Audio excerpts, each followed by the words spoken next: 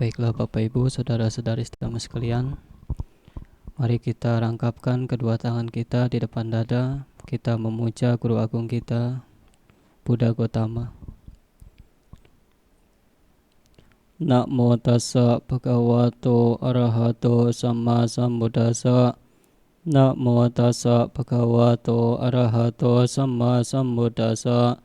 Namo tassa bhagavato arahato samma sambuddhassa. Terpujilah Sang Bhagawa yang Maha Suci, yang telah mencapai penerangan sempurna. Jalankanlah praktek hidup sesuai dengan Dhamma. Seseorang yang praktek sesuai dengan Dhamma akan bahagia di dunia ini maupun di dunia berikutnya.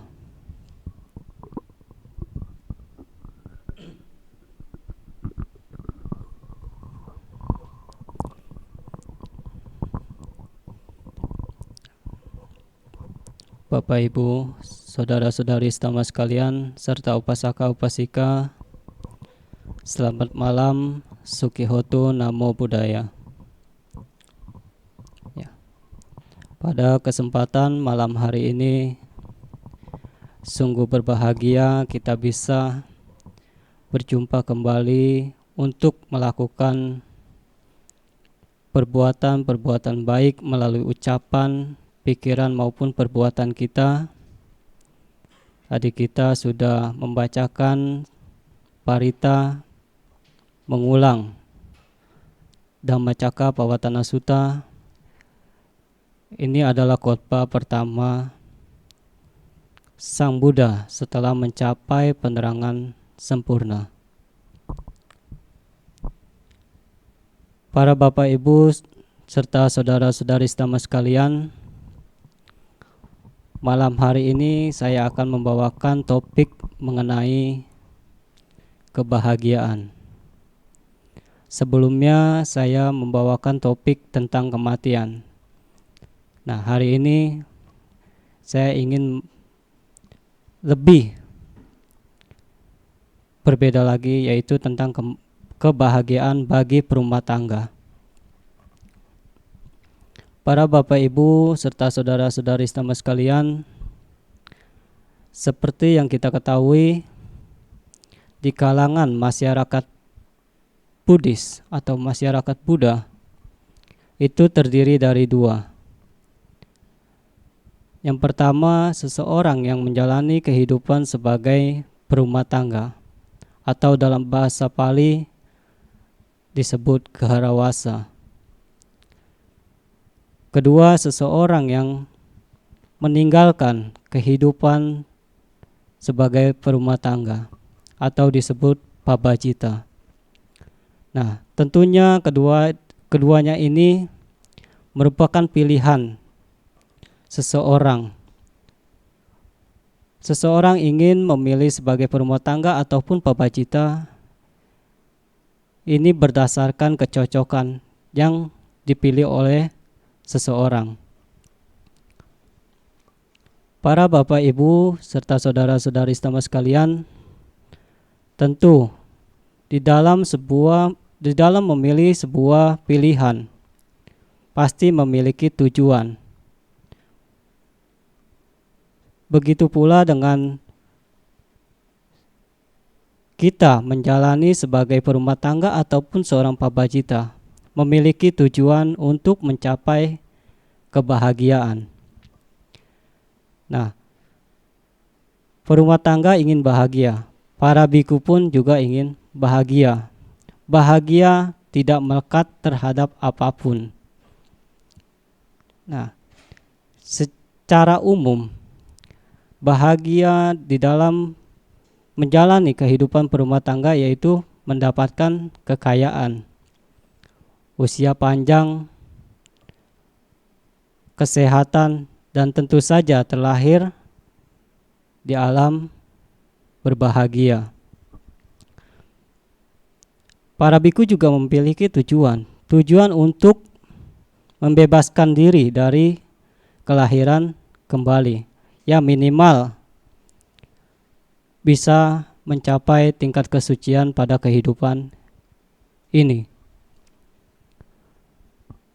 Para Bapak Ibu serta saudara-saudari nama sekalian, yang ingin saya sampaikan pada kesempatan malam hari ini, saya ingin menyampaikan pondasi dalam membangun kebahagiaan baik sebagai perumah tangga maupun sebagai seorang pabacita. Para Bapak Ibu serta saudara-saudari nama sekalian, di dalam mencapai tujuan kebahagiaan tentu memiliki atau harus mempunyai pondasi yang kuat. Sama seperti halnya kita membangun rumah. Kalau tidak memiliki pondasi yang kuat, pondasi yang kokoh, tentu rumah akan cepat hancur. Begitu pula dalam membangun kehidupan untuk mencapai kebahagiaan diperlukan pondasi yang kokoh, yang kuat. Nah, untuk membangun pondasi yang kuat diperlukan 4 hal. Yang pertama yaitu saca atau kejujuran. Kalau dalam bahasa umum, tepat janji. Nah, kejujuran di dalam, saya mengibaratkan di dalam Anda misalnya menjalani kehidupan sebagai perumah tangga. Apabila Anda, Bapak Ibu, mempunyai pasangan, tentu kejujuran ini sangat penting untuk menjaga agar rumah tangga Anda menjadi harmonis, rumah tangga Anda menjadi bahagia. Di antara misalnya salah satu pasangan Anda memiliki ketidakjujuran, maka yang ada akan rasa kecemburuan, rasa curiga. Maka di dalam membangun kebahagiaan sebagai perumah tangga diperlukan yang namanya kejujuran. Contoh lain, misalnya Bapak Ibu punya anak kecil, anak-anak. Nah, ketika anak Anda mengambil makanan yang ada di dapur tanpa memberitahu Bapak Ibu. Nah, setelah ditanya sama Anda Bapak Ibu, tanya kepada anak Anda. Terus anak Anda jujur, dia yang makan makanan tersebut. Tetapi kalau orang tua yang tidak bijak, ketika anaknya jujur malah dimarahi, malah diomelin. Ini orang tua tidak bijak, karena anaknya jujur dia dimarahin.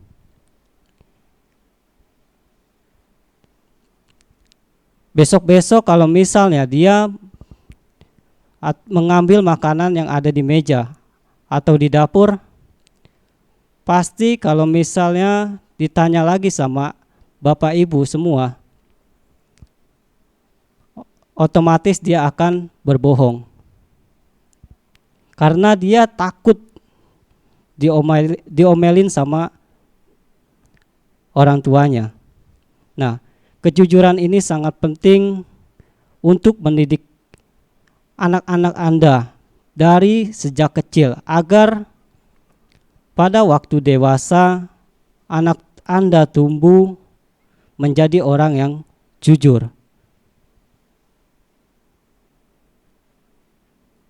Kejujuran diibaratkan seperti air yang bening. Buddha mengatakan kepada Rahula, "Rahula, ambilkanlah air di dalam baskom." Lalu Rahula mengambilkan dan mencuci kaki sang Buddha. Nah, pada saat itu emang tradisi di mana di India anak mencuci orang tuanya atau anak mencuci kaki gurunya. Nah, ini udah menjadi kebiasaan di India zaman dahulu. Nah, lalu Rahula ini mencuci kaki Sang Buddha. Nah, lalu Sang Buddha berkata kepada Rahula, air yang kotor ini berguna untuk apa? Apakah masih bisa digunakan atau tidak, Rahula? Tentu Rahula mengatakan tidak, karena airnya sudah kotor. Begitu pula dengan ucapan kita. Kalau seandainya kita kebiasaan berbohong, kita akan tidak dipercaya oleh teman kita, sahabat kita, maupun orang-orang yang ada di sekeliling kita. Ini kejujuran yang harus dibangun oleh Bapak Ibu jika ingin Anda sekalian berbahagia. Ini hal yang pertama, pondasi yang pertama untuk membangun kebahagiaan. Pondasi untuk membangun kebahagiaan yang kedua yaitu mengendalikan pikiran atau dhamma. D-A-M-A, dhamma, mengendalikan pikiran. Sang Buddha di dalam Dhammapada, kenapa pikiran selalu dikatakan yang lebih awal? Karena dengan pikiran, seandainya kita tidak bisa mengendalikan pikiran dengan baik, maka perbuatan ucapan kita itu dikendalikan oleh pikiran kita. Nah, tentu dengan mengendalikan pikiran kita dengan baik, sehingga kita akan menjadi bahagia. Bagaimana mengendalikan pikiran agar pikiran kita terbiasa memikirkan hal-hal yang positif, yaitu dengan bermeditasi. Kemarin saya sempat singgung, meditasi sangat penting untuk menjaga kewaspadaan kita dalam menghadapi atau menjalani kehidupan sehari-hari. Karena kita sebagai manusia tentu membutuhkan orang lain. Nah, di dalam pergaulan sehari-hari tentu saja kita harus mengendalikan pikiran kita dengan baik. Ada tetangga kita mempunyai rumah baru. Kalau kita mempunyai iri hati, maka pikiran-pikiran negatif yang timbul. Misalnya apa? Itu paling dia beli rumah dari hasil-hasil korupsi dan lain sebagainya. Jadi pikiran-pikiran negatif yang timbul ketika kita tidak mampu mengendalikan pikiran dengan baik. Ini hal yang kedua yang harus kita bangun untuk mencapai kebahagiaan. Hal yang ketiga yaitu memiliki yang namanya khanti atau kesabaran. Apa sih itu kesabaran? Para Bapak, Ibu, serta saudara-saudari sekalian, kesabaran dibagi menjadi 3. Pertama, kesabaran dalam mengontrol nafsu keinginan. Kalau kita tidak bisa mengontrol nafsu keinginan, tidak sabar dan selalu menuruti nafsu keinginan-keinginan yang timbul, maka yang ada kita menjadi menderita. Yang ada kita menjadi kecewa bila kita tidak mendapatkannya.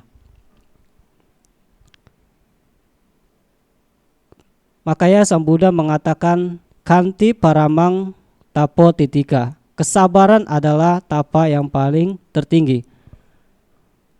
Sama halnya kita bermeditasi tentu harus memiliki kesabaran.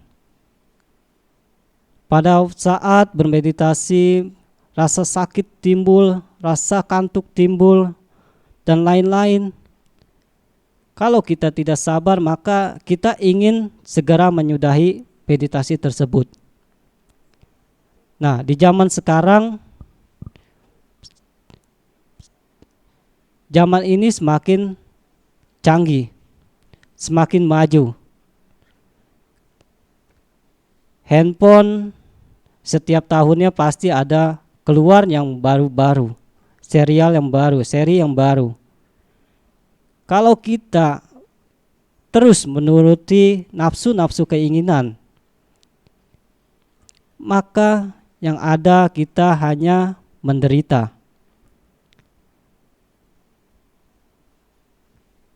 Ini kesabaran dalam menahan nafsu keinginan. Kesabaran yang kedua adalah tentu saja menahan emosi. Nah, di dalam menahan emosi ini, tentu kalau kita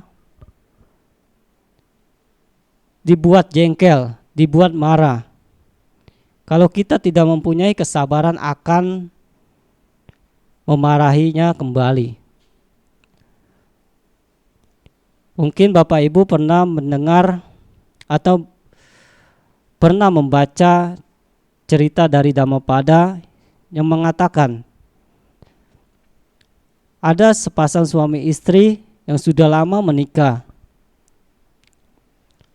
tetapi tidak memiliki keturunan.